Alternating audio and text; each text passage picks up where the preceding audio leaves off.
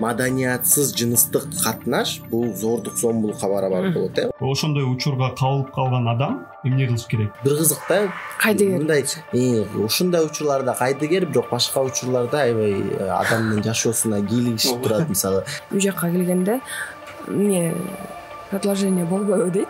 Мен в смысле десем, мен сага эч нерсе сатып бербедим деп. Прям прямой текст менен ошентип. биз деген жок дедикпи, ошол нерсе токтош керек, жок болуш керек. Анан ошону кабыл алганды дагы билиш керек да.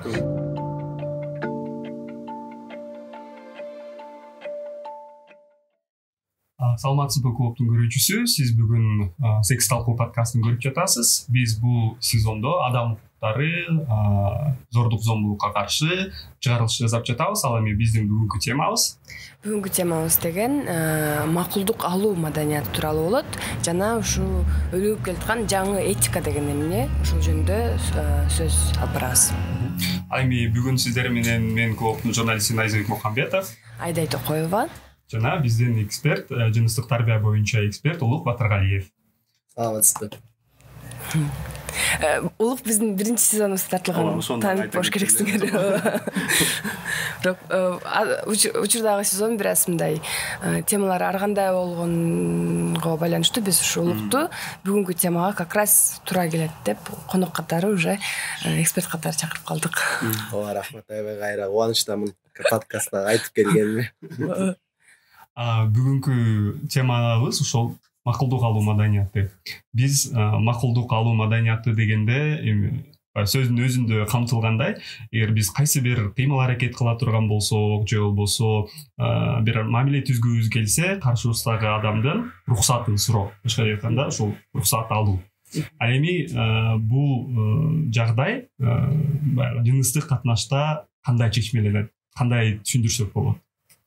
Эми макулдукка маданият, макулдуулуктун маданияты деген ошол жыныстык катнашка барганга чейин өнөктөштөр менен же шериктер менен бири-бирине уруксат сураган деген билдирет да. Бул жакта деген эми азыр кайра негизинен алсак, биздин коомдо негизи эле ошо макулдуулук же жыныстык катнашка уруксат сураган деген негизи эле жок да. Мындай күйөөсү менен аялынын ортосунда болобу, же өнөктөштөрүнүн ортосунда болобу, шериктердин ортосунда болобу, ошону мындай так айта албай калабыз. Анткени деген бизге деген бул уят, бул нерсенин жаман тиги бу деп атып, мындай эле көз менен, ар кандай баш кыймылдар менен бири-бирине намек айтып, жана андай намек кылып катнашка барбайлыбы, кошулбайлыбы деген түз айта албайт, сурай албайт. Ошондуктан ушул маданиятыбыздагы ушул кичине бизге жакшы кирбей атат да. Бирок ошол эле учурда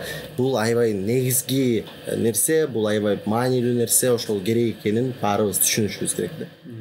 Эмне маанилүү деп ойлойсуң сен? Эми бул жакта деген адамды биринчи орунга коебуз да, анан адамды алып атканда деген бул маданиятсыз жыныстык катнаш бул зордук зомбулукка барабар болот. Ошол маданиятсыз өзүңөр эле элестеп көрсөңөр, бирөө менен жыныстык катнашка барып атып өзү ошону каалабасың. Мисалы сен тамак жегиң келбесе, бирок сени бирөө башка бирөө кыйнап атса, же чай ичкиң келбесе, бирөө сени сага чайды оозуңа куюп атса, негизинен эле бир өзүбүз жасап аткан ишибизге көнүп калган ишке, мисалы мажбурлап же башка бирөө ошого басым жасап, мисалы ошентсе деле биз өзүбүз мындай жактырбай, ошол процесстен мисалы ырахат албай, ошол процесстен коркуп калышыбыз мүмкүн. Ошондуктан булун баардыгы ушул макулдуулуктун, ошол маданияттын ортосунда болуп калат да. Мисалы суроо жаралат да, кантип макулдук алыш керек? Биз айтып атпайбызбы азыр биздин коомдо мындай жабык тема сыяктуу депчи. Анан кантип макулдук алыш керек? Эми бул жакта деген макулдуулук жөнүндө сүйлөшүп атканда, ошо кантип алабыз деги бу дегенде өнөктөштөрдүн ортосунда канчалык эки киши бири-бири менен сүйлөшө алат дегенге билебиз да. Биз компонент катары кайрадан мынтип карашыбыз керек да. Мисалы азыркы учурда кандай, мунуку учурда мындай бир күн алып туруп эле мындай баштай бересиң деген мааниде жок да. Мындай азыр барып туруп эле мен баштадым деген. Бул деген экөө өнөктөштүн ортосундагы жылуу мамиле, бири-бирине ишенимдүү мамиле, ошонун баардыгы деген убагы менен түзүлөт да. Ошол мамилени түзүп атканда дагы биз өнөктөштөрүбүз менен сүйлөшкөндү түшүнүшүбүз керек да. Сүйлөшкөндү түшүнүп эмес, бир гана түшүнүп эмес, ошону айтканды дагы үйрөнүшүбүз керек.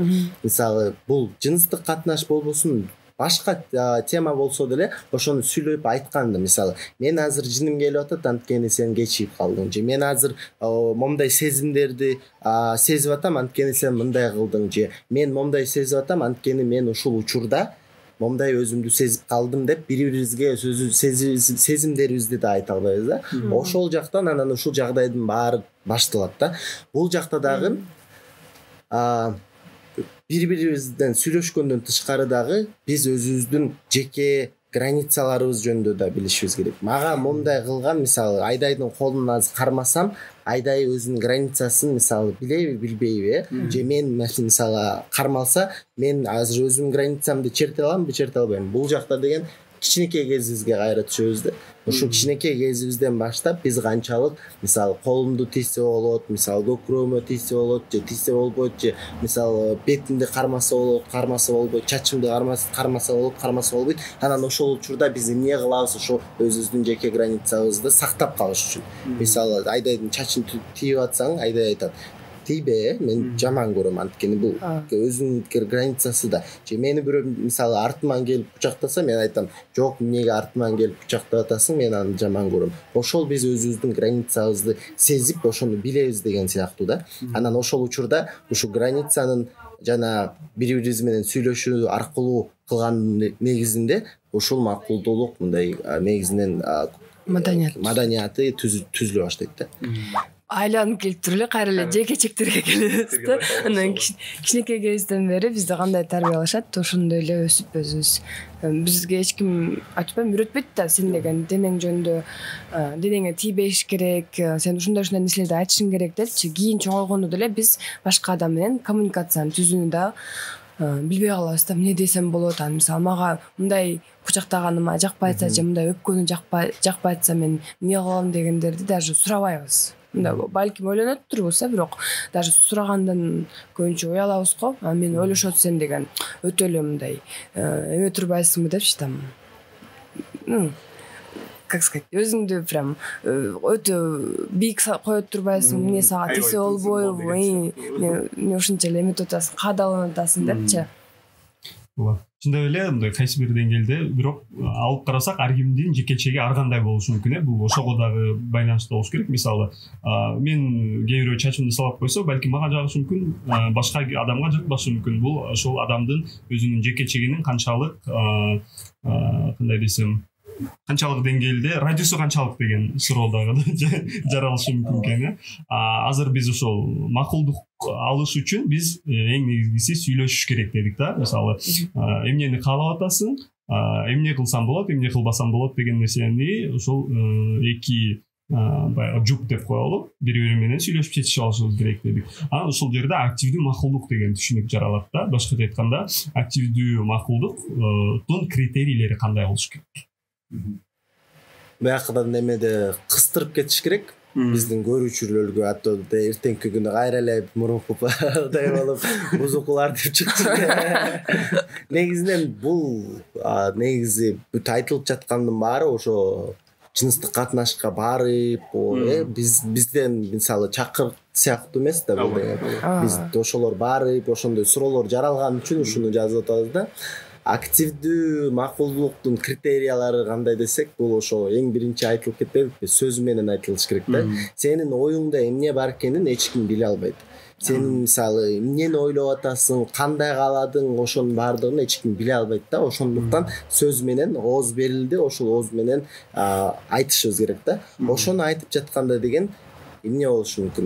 Негизинен макулдуулук бул өзүнүн ыктыяры менен болуш керек, Өзү деген ушуга жыныстык катнашка барам деп мындай даярдыктан кийин ыктыярдуу болуш керек. Ошол эле учурда бул деген коркутпай, үркүтпөй, басым кылбай, манипуляциялабай, сен мисалы, сен мага бербей койдуң, ошон үчүн биз экөөбүз кыз жигит болбойбуз, же тигин кызы берет экен, сен бербейт экенсиң деп балдарга азыр эметип атабыз да. Ушундай мындай суроолор сүйлөшүүлөр көп болот да.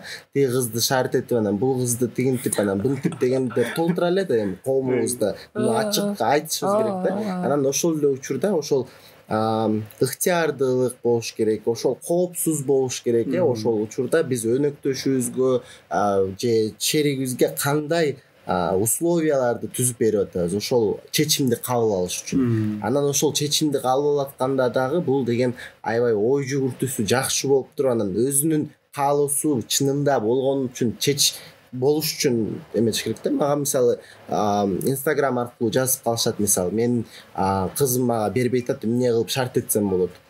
Ушундай суроолор келгенде мындай өлө мындай жиркенип мындай жооп бересиң да.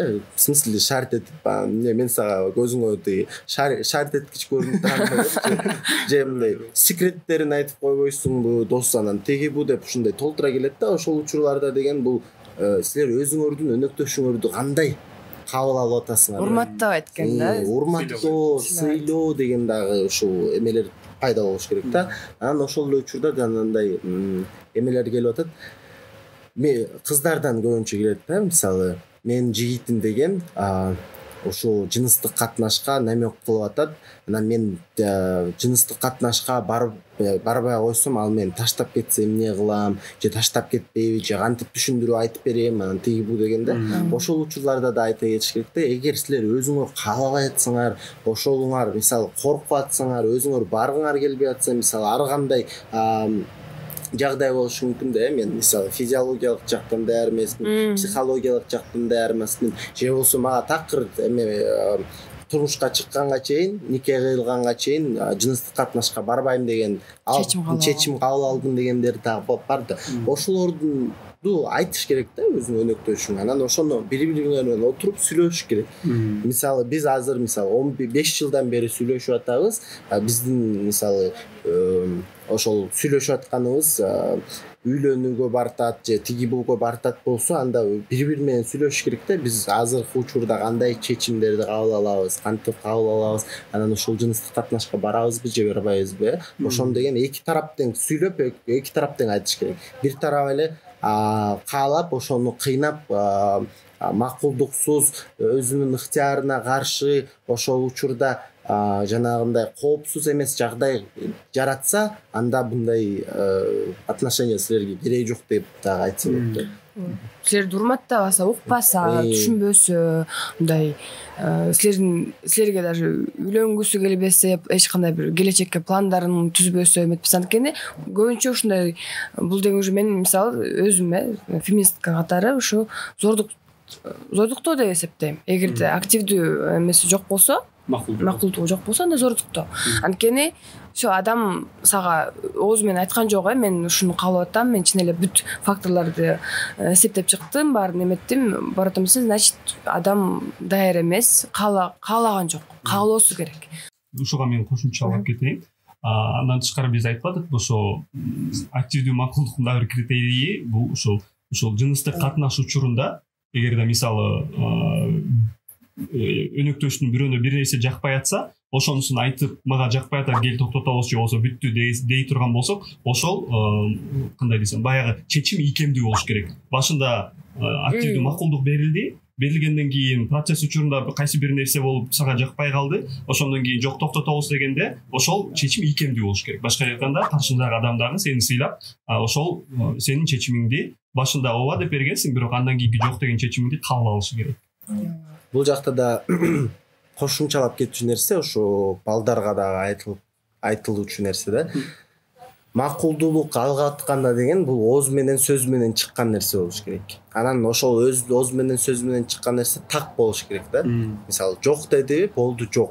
Жок деген жокту билдирет, а то бизде баштайт да, жок десе ооба деди, негизи эле ооба деди, анан тиги бул жакта эки нерсе бар да. Биринчиси ошо жок дегенди жок деп кабыл алуу, экинчиси болсо балдар көбүнесе өзүнүн мындай жеке намысына алып алып, анан ошого өчөшүп баштайт да. Өчөшүп, ошого жини келип, ошого мисалы эми мындай кандай десем, вызов сыяктуу ошол чакырык катары мен сени тиги дуэлге чакырып атам азыр мен менен содалаш деген сыяктуу болуп калат да. Анан жанагы отуруп алып содалашканда мынтип кол неметип кол мынтип содалашып ошондой эле сыяктуу болуп калат да. Бул жакта андай негизи жок болуш керек. Биз деген жок дедикпи, ошол нерсе токтош керек, жок болуш керек. Анан ошону кабыл алганды дагы үйрөнүш керек да. Анан бир ооба десе бул деген кийинки 20 жолуга ооба деген эмес да. Бир ооба деген азыркы учурда ооба, сен айтып кеткендей, кийин болсо жок десе болду, жок, ошо менен токтоп калыш керек да. Анан бул жакта дагы бир нерсе, ооба деп сөз менен айтып атпайбызбы? Жок деп дагы сөз менен айтып атабыз. Эгер адам айта албаса, мисалы, өзүнө ошо так айта албаса же так көрсөтө албаса, анда бул деген автоматтык түрдө макулдук берген жок дегенди билдирет да, зордукка барабар болот. Мисалы, уктап жатканда, кичине ичип мас болуп калган абалда, же болсо азыр дагы клубтарда деген атайын бир нерселерди сейп коюп, например, напитокторго, ошондагы мындай откручкада болгон адамдар менен ошонун баардыгы зомбулукка барабар деген айта кетиш керек да.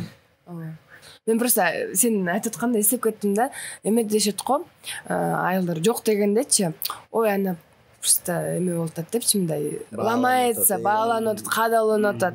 Негизи ал каалап атат өзү депчи.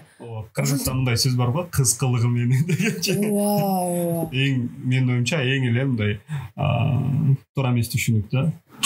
Андан тышкары ушул коомдогу, биз азыр ошого келип калдык да, коомдогу мындай калыптанып калган кызыктай мындай терс көз караштар бар го, ушул макулдук алуудагычы. Мисалга ала турган болсок, ошол эле кыздын ооба дегени, макул дегени деген макал бар да. Кайсы бир деңгээлде бул деле ошол адамдын жеке тандоосун жокко чыгаруу же болбосо анын тандоосун урматтоо катарындагы кабыл алсак болот. Анан кээде ушундай сөздөрдү же болбосо ушундай нерселерди айтуудан көбүнчө арылганыбыз туура болот го деген ойдомун.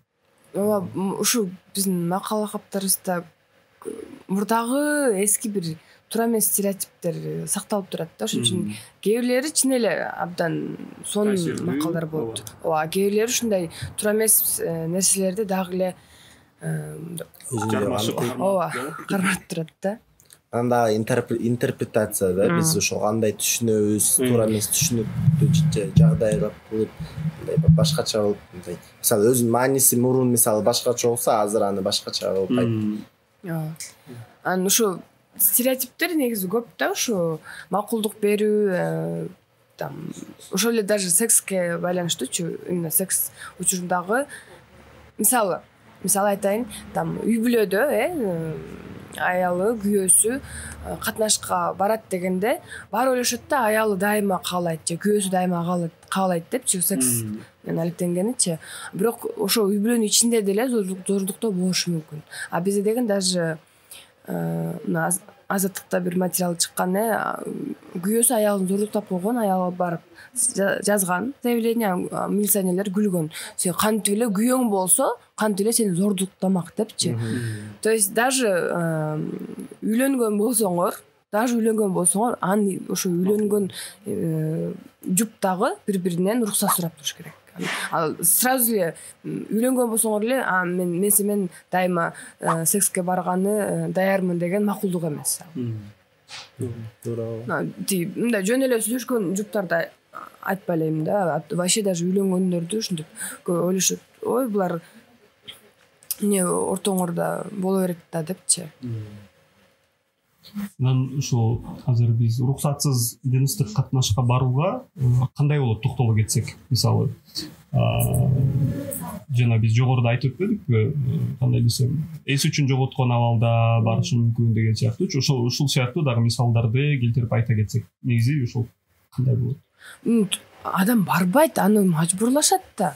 То есть мындай эле по факту аны зордуктап атышат.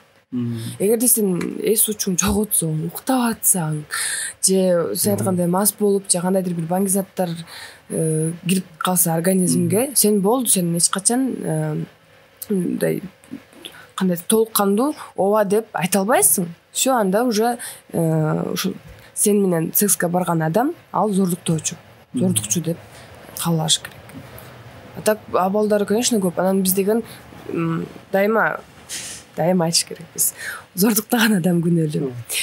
Эч качан ошол ичип алган же там эс учун жоготкон уктап аткан адам айтышат го, сен эмне уктоп сезген эмес белең депчи, ойгонбойт белең, жок дебет белең депчи. Как будто жок дегенде эркектер токтойт. Ну, в плане, бизде көбүнчө жок дегенде, даже секс учурунда жок дегенде, ой сен эмне деп эле, мен күчтүүрөкмүн деп эле, ушинтип эле зордуктай беришет да. Ошон үчүн маданияттуу бололучу. Маданияттуу болуп, өзүбүз маданияттуу коомдо жашайбыз десек, башка адамдарды урматтап, алардын жекечектерин, немелерин сыйлашыбыз керек. Мисалы, көп айтып атпайбызбы, көп учурда манипуляция кылат же болбосо мажбурлайт депчи. Ошону балким кээ бир адам сени манипуляция кылып атканын түшүнбөшү мүмкүн да. Ошону кантип аңдаса болот, мисалы, сенин чындап эле манипуляция кылып аткандын бир немелери бар, мындай белгилери. Же болбосо сага басым жасап атканды кантип түшүнсөң болот? Эми бул жакта деген адамдан көбүнчө өз ошо адамга, кайсы адамга болуп атса, ошондон зависит этет да. Кандай түшүнүгү бар, өзүнүн границасын сезеби. Манипуляция кылып атканда, мисалы, сен муну кылбасаң, мен мындай кылбайм, сен буну кылбасаң, мындай кылбайм, мисалы. Же болбосо, ошол мисалы, мен мага манипуляция кылып атса, адамдын айтып атканы биринчиден мага жагымсыз сезилиши мүмкүн, э? Ооба, ошондой жагымсыз сезилип, мисалы, мажбурлап атканда биз психологиялык жактан сразу түшүнөбүз да. Мени азыр мажбурлап атат деген анткени биздин подсознательно деле өзүбүз каалап айтабыз дегенди билдирип туруп, ошол деген өзүнүн сигналдарын берет да. Мисалы, ичимен бир кызык болуп, башка ойлор келип, эмне кылып атат, эмне болуп атат деп мындай коркуу сезими да пайда болушу мүмкүн. Ошолордун баардыгы чыкканда өзүңөрдү угуп, ошол мажбурлоо болуп атат же манипуляция болуп атат, бул азыр алдап атат, бу дегендер дагы пайда болуш керек да. Манипуляция дегенде ал жөн эле мындай. Мен менен азыр секске барбасаң, мен муну кылбайм деген эмес, кээде дагы мындай болот го. Просто ой карачы, тигилер кандай сонун, ушинтип көлгө барып келишиптир же там брейса кылышып, ушинтип эле жатып жүрүшөт, кандай жыргал деп эле кечке келип туруп, ошол жөнүндө айта берсе, анан там же өзүнүн уят эмес, эми чечинген сүрөттөрүн жиберсе, же кайра мындай ошого намек кылып, сен айткандай там же кандайдыр бир порно роликтерди жиберип, карачы кандай сонун эме деп эле, то есть ушундай нерсе деле манипуляцияга кирет да. Анткени сени деген кандайдыр бир аракетти кылганы түртө атат. Түртө турган бир майда чүйдө ушундай нерселерди. Ушул аракеттин баардыгы сага биринчиден жагымсыз сезилиши мүмкүн, экинчиден кандайдыр бир коркуу жаратышы мүмкүн, э? Анан мындай карасаң, бул деген туура эмес коммуникацияда турабы? Ушундай нерселерди жиберүү же там биресе айтуу, кайра эметипчи. Анткени нормальный адамдын мамилесинде деген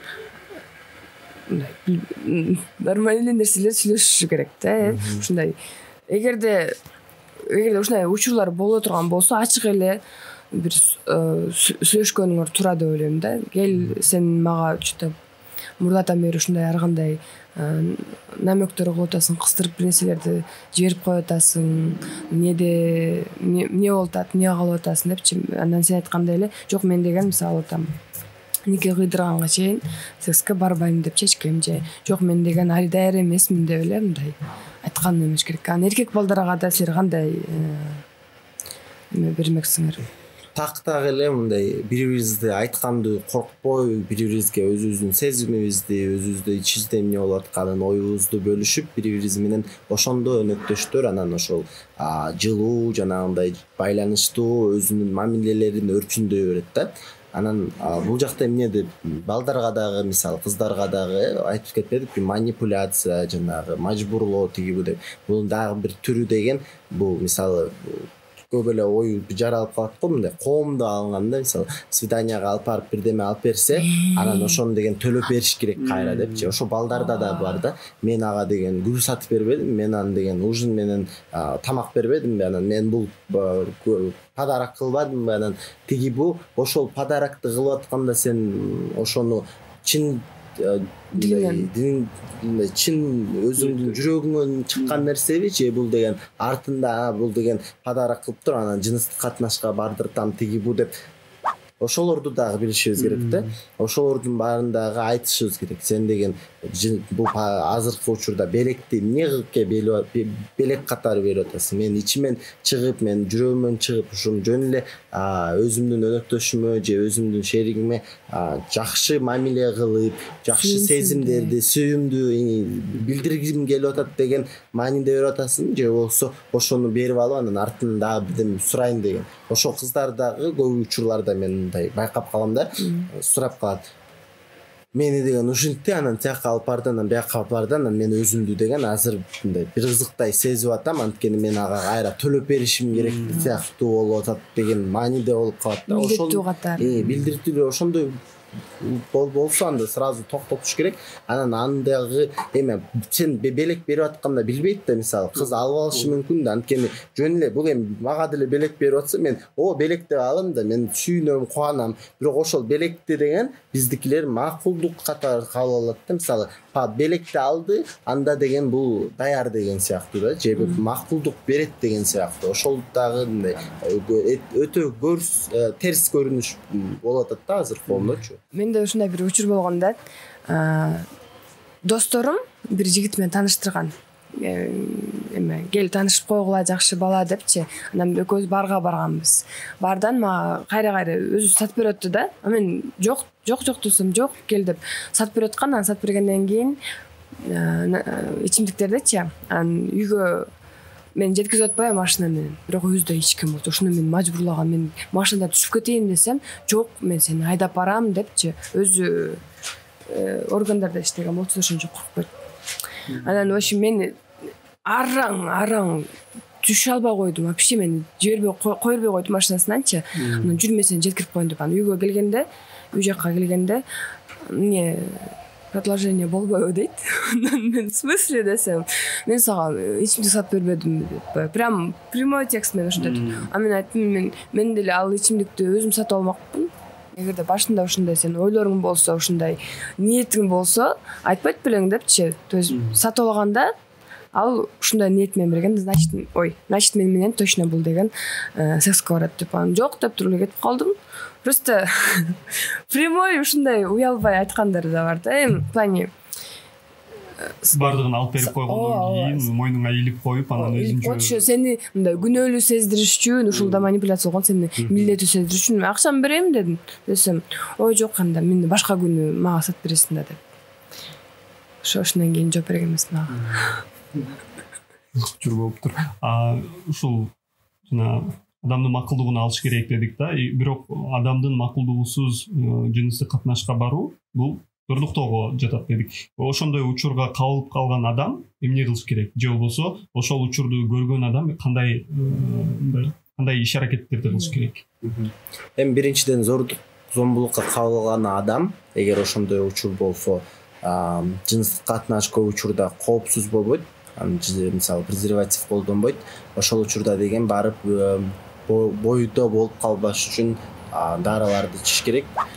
Жыныстык жол менен жугуучу инфекция жукпаш үчүн дарыларды ичиш керек, профилактика катары. Анан адам иммунодефицитин вирусун дагы профилактикалоо үчүн анда дагы дарыларды ичиш керек. Ошолордун баардыгын көрсөтүп, анан эгер мисалы барып заявление жазам десе, заявление жазып, ошол эле учурда судмедэксперттер деген медицинский жанагы показательдерди фиксировать этип, азыр жаңы Стамбульский протокол деп коет, ошол протокол менен ылайык, мисалы ошол эле гинеколог болобу же судмедэксперт болобу, ошолор деген баардыгын негизинде биринчи ирет фиксировать этип алыш керек да, же милициянын кызматкерлери болобу, ошону кылмат фиксировать этип, ошол деген кийин силерге ошо мисалы сот учурунда далил катары болуп жардам бере турган учур болот да.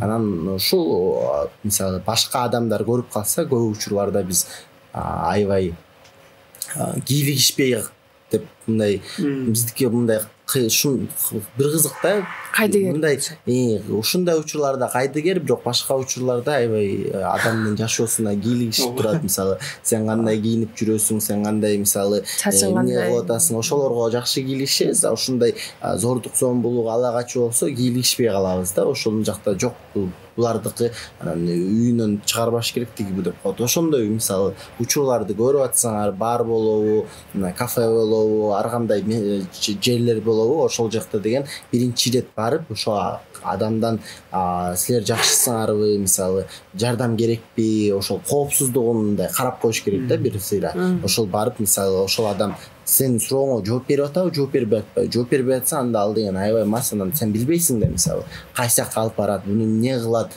Ошондо деген сен тааныштарын табып, мисалы жакыны, ошол жакта курбулары барбы, же болсо керек болсо мындай алып барып кооптуу жерге, коопсуз жерге мындай жаткырып коюп, анан тургандан кийин сүйлөшүп, мисалы ошондой дагы учурлар болушу мүмкүн да. Анан мисалы маршрутка болобу, автобус болобу, башка коомдук жанагындай транспортто болобу, ошондой ыдык мамилесин көрүп жатсаң, сен деген улуу катары мисалы ай кой деп койсо болот, күчүк деп катары дагы мисалы биз көп учурларда коркобуз да айтканда. Ошол учурда эмне кылып атасыңар, же эгер прямой мындай воздействие деп коет да, прямой мисалы контакт кылбасаңар, анда деген мисалы барып ошону мисалы калп эле жанына турмуш болуп, ошону карап эмне кылып атканын карасаңар, ал деле ошол зордукту кылып аткан же ыдык кылып аткан адам өзү да коркуп кетет да.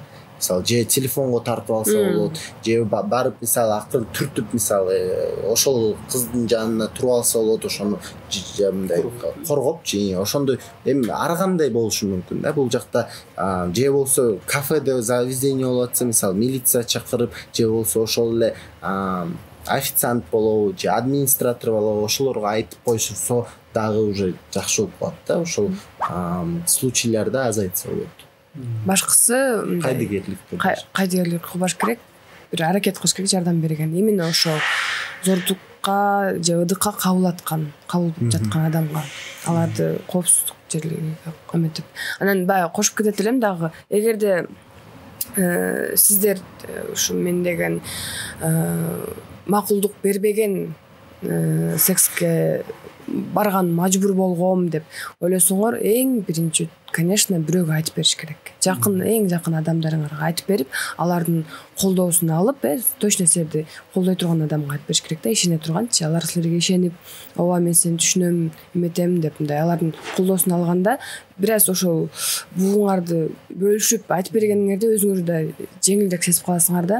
Анан ошол эле сен айткандай милицияга кайрылганда дагы дароо эле психологко да кайрылыш керек. Негизи бизде кризистик центрлар көп, там ушундай учурларга кабылган адамдарга жардам бере турган психологдор көп. Ошол үчүн эч качан жардамга кайрылуудан тартылбагыла. Мындан тышкары, эгерде кимдир бирөө силерге ошондой сырын бөлүшүп атса, сөзсүз түрдө ошону түшүнүү менен кабыл алып, эң негизгиси адамга чындап эле ишенериңерди, анан сени колдой турган адам бар экенин сөзсүз түрдө билдириш керек. Себеп дегенде ал сага ушунчолук кандай кайсы бир деңгээлде ал үчүн сыр да, себеп дегенде ошол коомдун баягы басымынан улам же коомдо калыптанып калган көз караштан улам ал бардыгын айта албашы мүмкүн да. Чындап сага келип ишенип айтып берип аткан үчүн сөзсүз түрдө эгерде сиздерге дагы ошондой кимдир бирөө кайрылып айтып берсе, сөзсүз түрдө өзүңүздүн колдоо иретинде жакшы сөздөрүңүздөрдү айтып, балким буга чейин башыңыздардан өткөн учурлар болсо сөзсүз түрдө кеңеш бергенди дагы унутпаш керек. Анан албетте ушу там кантип жардам бере алам деп сураш керек. Эмне кылып бере алам, там жүр милицияга бирге барып келебиз, же жүр психологко мына номерлери бар, кел чалабыз деп дайыма мындай жанында жардам көрсөтүп турсаңар, ал адам үчүн дагы ушул учурдан ушул процесси, ушул учурду жашап баштан кечириш жеңилирээк болот. Анткени бул абдан стигма болгон нерсе да. Анткени бизде эмне кылышат? Сразу ошо кабылган адамды күнөөлөшөт да. Сен ошондо кетип калбайт белең, сен эметпейт белең. Зордук кылган адамчы эмне? Ал жөн эле турду экен ошол жерде зордук кылып. Ошол күнөөлүү да. Бизде деген көбүнчө ошо жабыркаган адамдарды күнөөлөшөт. Анан кайра биз мисалы баарыбыз ойлойбуз да эми эмне ошол жакта деле чын эле туруп кетсе болмок да, же эметип кетсе болмок. Силер билбейсиңер ал адам кандай абалда болчу, кандай психологиялык эмеде болчу. Ал адам чын эле манипуляция менен алып келдиби ушу секске, эме түрттүбү же дагы бир нерсе кылдыбы. Ошон үчүн эң биринчиси ошо адамга ишениш керек. Анткени мындай да, анткени деген биз айтышат го, ошо кыздар деген бул балдарды кестириш үчүн алдап атышат, анан ушундай нерселерди айтып атышат депчи. Сори, но силер деген ушу алдап, мени ушундай зорлукташты, мени ушундай кылышты деп алдап туруп, анан бүт могу коомдун сени жектегенине жөн эле просто бирөөнү кестириш үчүн барбайсың. То есть сен по-любому ушу адамга деген, жабыркаган адамга болгон жек көрүү, мындай жамандоо, ушулар абдан күчтүү. Ага деген адам жөн эле мен бирөөнү алдайт элем деп мындай кабылгысы келбейт да. Ошон үчүн ошону бир эме эсте сактап койгула. Ошон үчүн биз деген жабыркагандарга дайыма түшүнүк менен, ишенич менен мамиле кылыш керек. Менин бир таанышымдын ушундай окуясы болгондо, ал мындай дос катары эле кадимкидей мурда кээде достору болуп ушундай үйүндө чогуу калып калган учурлар болгон экен да, бир комнатадачы. Ошондой эле көрүп, дагы бир досум ушинтип чогуу бир комнатада калган экен. Анан кечинде эле ушул жанагы эч кандай уруксатын сурабай эле уктап аткан кезинде денесин кармалап ушундай болгон учурга туш болгон экен да. Ошол учурда ошол таанышым айтып берип атат да, неме депчи, ошол учурда ойгондум дейт. Бир четте ал менин мурдатан бери билген тааныш адамым, ошол кандай реакция кылышты билбей калдым дейт да. Мындай денем катып калды дейт. Эмне кыларымды билбейм дейт. Аябай жаман болуп кеттим. Колун сразу тартып түртүп сала алган жокмун, же болбосо кыйкырып, чаңырып, эмне кылып атасың деп реакция кыла алган жокмун. Жөн эле мындай журканды жамынып эле ушундай мындай катыган абалда жатып калдым дейт да. Кайсы бир деңгээлде сөзсүз түрдө ошол адам дагы ошону түшүнүш керек. Башкача айтканда, эгерде адам жөн эле мисалы бир кыйынчылыкка же болбосо бир ушундай зордук зомбулук учуруна туш келгенде же стресске туш келгенде адамдын реакциясы ар кандай болушу мүмкүн да. Мисалы кээ бирөөнүкү жана бей биги замри деген түшүнүк бар го. Кээ бирөөлөр атака кылышы мүмкүн, же болбосо уруп колун тартып ийиши мүмкүн. Кээ бирөөлөр болсо ошон жөн эле жатып калат. Ал эми антип жатып калуу бул макулдук эмес экенин адам түшүнүш керек. Көбүнчө ойлошот го да, мисалы ошол эле мисалы сен окуяны айтып бердиң го, ошол эркек бала деген ой бул ойгонду, анан менин колумду түрткөн жок, значит бул ошого кабылып атат, бул значит ошого макул деген ойдон алыс болуш керек. Сен айткандай эле ооз менен адам өз макулдугун берсе, сен биринчиден уже туура эмес нерсе кылдың. Адам уктап атканда эле киришип аны кармалап атасың. Сен уже эгерде ойлосоң туура эмес нерсе кылып атасың. Ошон үчүн адам ойгонгондо көрүп туруп анан эч нерсе дебей атат деп эле кайра улантыш, анда уже негизи уголовка болуш керек. Азыр уголовка демекчи.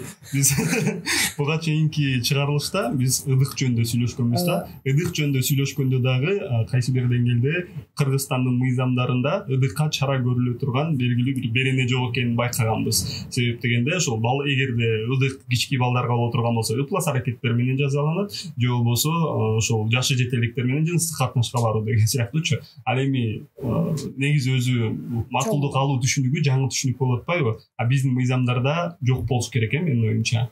Бизде жок, баардыгы эле зордук зомбулукка такалат, ошол берене менен эле. Анан ошону дагы эмне үчүн бул ар кандай мисалы беренелер болсо жакшы деген билдирет да. Бул жакта деген биз коом катары ошол нерселерди карап көрсөк болот.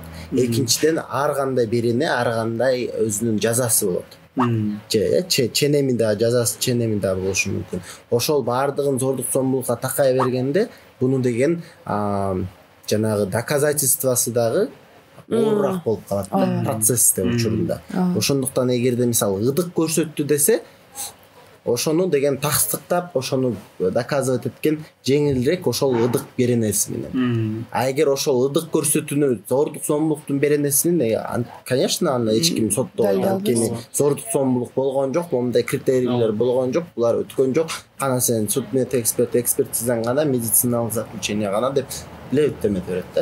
Ошондуктан ар кандай берене болуп, ошол ар кандай беренеге өзүнүн кылып аткан иш аракеттер ошондо терс иш аракеттер өз беренеси менен кандай десем жазаланыш керек да. А бизде азыркы күндө андай тилекке каршы жок болуп атат. Далилдер дагы мисалы бар го бизде эме деп. Убакыт кетет эме депчи. Убакыт өтүп кеткенде там тем более иш кылмыш иши каралбай калат депчи. Бирок мисалы азыр учурда эмне болуп атат азыр мурдагы президент АКШнын мурдагы президент ким эле? Дональд Трампка ушундай уже эмелер чыкты, айыптоолор чыкты. Ал деген аялдарга карата ыплас аракеттерин кылган. Ыплас аракеттерин далилдөө сен айткандай эле абдан оор. Бирок ал деген ошо канча жыл өтпөсө деле бул абдан мындай чоң олуттуу берене болгон үчүн бар деле аны азыр уже карап эметип атышат, иликтеп атышат, жакшылапчы. То есть президент болгон беле же ким болгон беле карабастан эле мыйзам чынында эле бирдей иштеп атат. Там мисалы ошол эле биз уккан тиги Харви Вайнштейн ал деле Голливудтун продюсери актрисаларды номерине чакырып, алар менен ушундай аларга тийишип, ыдык мамиле кылып же жүрмө менен жатпасаң азыр мен сенин карьераңды полностью бүтүрөм, өлтүрөм деп. Ушинтип эле ал деле манипуляция эмес, прям уже мажбурлаган, тоже зордуктаган. Канча жыл өтсө деле актрисалар кийин чыгып, ошондон кийин ютуу кыймылы жаралып, мени дагы зордукташкан же мага дагы ыплас аракеттер кылышкан, мага дагы ыдык көрсөтүшкөн деген кыймыл чыккан. Ошондо аялдар өздөрүнүн окуяларын бөлүшүп айтып чыккандан кийин канчалаган адамдарга карата ошо убакыт ченемдүүлүгү иштебей эле дароо эле ошо барып иштер сотко кеткен. Анткени өзүнүн бир процедуралары бар. Бизде процедуралар жок. Тем более мен деген күйөөм менен жатканда ага эме ооба деген эмесмин дегенде бизде каткырып күлүшөт. Шылдыңдап кайра өздөрү эметишет, күлүшөт. Анан ушундай суроо жаралат да, ушул макулдук алуу маданиятын кантип биздин коомдо калыптандырсак болот. Кээ бирөөлөр түшүнүшү мүмкүн, кээ бирөөлөр түшүнбөшү мүмкүн. Анан ушуну калыптандыруу үчүн кайсы бир чекиттен баштап акырын өнүктүрүп башташыбыз керек да. Эмне кылышыбыз керек? Жеке адам үчүн мен эмне кыла алам, анан коом эмне кыла алат? Эми бул жакта суроо жооп негизинен оңой эле, жыныстык тарбия. Бул жакта ошол балдар болобу, кыздар болобу, кичинекей чагынан баштап жыныстык тарбия, өзүнүн жеке границасы, эмне зордук зомбулук, эмне кандай учурлар зордук зомбулук, кандай учурлар ыдык мамиле, ушунун баардыгын айтып мисалы көрсөтсөк болот да. Мен өзүм катары кандай эмне кылсам болот, өзүмдүн мисалы жеке өзүмдүн досторум арасында ушундай мисалы сөздөрдү, ушундай талкуулоолорду жаратып айтып берип, ушундай кылган туура эмес. Мисалы досуң кылып атса, ошол досуңа келип, сен эмне кылып атасың, туура эмес иш кылып атасың деп дагы айтса болот да. Же мисалы эркек катары ошону көрүп калсаң, эркектердин арасында сөз болуп атса, ошондой мисалы токтот, бул муң болбойт, бул ушундайга барабар, сен менен анда вообще дос болбойм, анан бу деп ошондой нерселерди айтып турсак болот. Коом катары биз ушу мисалы эң биринчиден ошол жыныстык ыдык көрсөтүп атабы, зордук зомбулук кылып атабы, ошол адамдарды чогуу коом катары биз мындай порицать этип, ошону деген сындап, жекте ошондой мамиле көрсөтүп, анан кабыл болуп калган адамдарга өзүбүздүн колдообузду көрсөтсөк, ошол дагы жардам берет. Анан бул жакта деген ошо бүт эле баарын такалып эткен да, окутуу, информация, мектеп болобу, ар кандай социалдык баракчалар болобу, ар кандай долбоорлор болобу, эмне болбосун, элди окутуш керек, агартыш керек, ошондой нерсе жөнүндө сүйлөшүп башташ керек да. Ошол эң негизгиси болуп калыптандырылат. Жазалаш керек. Анан жазалар берилгендерин дагы көбөйтүп, азыркы жана айтып кетпедикпи, беренелер ар кандай берене болуп, мисалы киргизилсе, анда жеңилирээк болуп калат эле. Бизде негизи ушу ыдык көрсөтүү боюнча Элвира Сурабалдиева мыйзам долбоорун жазып даярдап аткан болчу. Баягы качан өттү эле парламентте өзүнүн окуясынан кийинчи. Башка башка биздин көрүп атпайсыздарбы депутаттар учурда пока балдарды там зыяндуу маалыматтан коргоо боюнча эмелерди кабыл алып атышат же ошол эле НКО тууралуу деп кайра эле ошондой билим бере турган азыр көп уюмдардын ишине бир тоскоолдук көрсөтүпчү кайра биз өзүбүздүн эле бутубузду кесип аткандай болуп атабыз да ушундай нерселерди бара турган болсок. Негизи чын эле ушу керектүү мыйзам долбоор эң биринчиси ошо ылдык көрсөтүү боюнча болсо андан кийин уже кетмек да. Эң башкысы ошол жыйынтыктап айта турган болсок ошол коом кандай десем баягы ылдык көрсөткөндөргө болобу же болбосо уруксат албай туруп жыныстык катнашка баргандарга болобу ошолорду ошол күнөөнү же болбосо ошондой аракеттерди жасаган адамдарды кайсы бир деңгээлде мындай сындаган көз караш менен кабылдап мындай жектеп кабыл алса бир аз алардын мындай бир жолу сынга кабылып эки жолу сынга кабылгандан кийин коом аларды бөлүп койгондо болушунча ылдык көрсөтпөй калган ылдык көрсөтпөгөнгө жана ошондой эле балким уруксатын албай туруп жыныстык катнашка баргандан тартынып мындай тайсалдап калат болуш керек менин оюмчачы. Анан эң негизгиси ошол баягы биздин дагы мындан кийинки да подкасттарыбыздын аягы бар эле баягы балдарга билим берүү же болбосо кийинки муну тарбиялап калат экен да. Эң негизгиси ошо биз өзүбүздүн кийинки муундарыбызга жакшыраак тарбия беришибиз керек дегенге такылат экенбиз. Эң негизгиси муну бийлик дагы түшүнүшү керек. Сен ушундай окуяларды көп угасың го, өзүңдүн тажрыйбаңан кандай бир кеңеш же ушундай бир чакырыкпы калтырып кетиңби? Эми муну айта кетиш керек, азыр мындай аябай көп учурлар болуп атат мисалы новостилерге, жаңылыктарга кирип карасаң зордук зомбулук, мисалы кичинекей балдарга карата дагы болуп атат, көп учурларда айымдарга карата болуп атат Ушулордун баардыгы коом негизи эми ойгонуш керек, качанга чейин ушинтип жашай беребиз бул жакта деген жардам берчү нерселер иштебей койду мурунку учурда бул жөнүндө сүйлөшпөй койдук, мисалы уят дедик, иштеген жок, мисалы бул жөнүндө мисалы мыйзам долбоорлорду чыгарган жокпуз, иштеген жок, азайган жок. Ошон үчүн деген биз азыр өзүбүзгө келип мындай айтышыбыз керек да, токтотушубуз керек, бул үчүн эмне кылышыбыз керек, сүйлөшүп башташыбыз керек. Эң негизгиси бул бири-бирибиз менен сүйлөшүп, бири-бирибизге түшүндүрүп, ошолордун баардыгын агартуу катары жүргүзгөндөн кийин, андан кийин гана биз ушу жакшы өзүбүзгө ылайыктаган коомду түзө башташ керек. Анан эң негизгиси бул адам касиетин, адам сапатын жоготпош керек. Ошол адам болуу бекеринен айткан эмес, күн сайын адам болуу кыйынчылык жаратат депчи. Эми ошол дагы адам катары калганды унутпашыбыз керек. Адам деген эмне, адамгерчилик деген эмне, сый урмат деген эмне, биз ошонун баардыгын кантип түзө алабыз? Анан ошонун баардыгы ушул жыныстык тарбия менен, макулдуулук менен, зордук зомбулук менен терс байланышта болот да. Анткени эгерде биз адамды сыйлабасак, адамдын денесин сыйлабасак, анда биз ушулардын баарына коом катары дагы кийинчерээк өзүбүздүн көзүбүздү жумуп кете беребиз да. Качан биз ошо адамды сыйлаганды үйрөнсөк, адамдын сапатын, адамдын жана человеческое достоинство деп коет, ошону качан сыйлаганды үйрөнсөк, ошондо гана коомубузда бир жакшы өзгөрүүлөр болушу мүмкүн. Мен да кошулуп кетет элем, бирок бир аз фокусту мисалы ошол эле адамдын өзүнө да, биз башка адамды да сыйлашыбыз керек, бирок өзүбүздү да сыйласак, өзүбүздү да жакшы көрсөк, мисалы адам деген любой там эркек киши сен деле мисалы зордукчу болгуң келбейт. Туурабы? Ошон үчүн анын үчүн эмне кылыш керек? Анын үчүн макулдук сураш керек. Же мисалы мен деген бирөөгө зыян келтиргим келбейт, анткени мен өзүмдүн адамдык сапаттарымды бийик баалайм. Мен өзүмдүн жакшы адам болушумду каалайм, мен өзүмдү урматтуумдай кийин мен жөнүндө ушул адам мага тийишкен деп эстебесин каалайм, эстешин каалайм. Ошон үчүн мен деген эмне кылышым керек анын үчүн?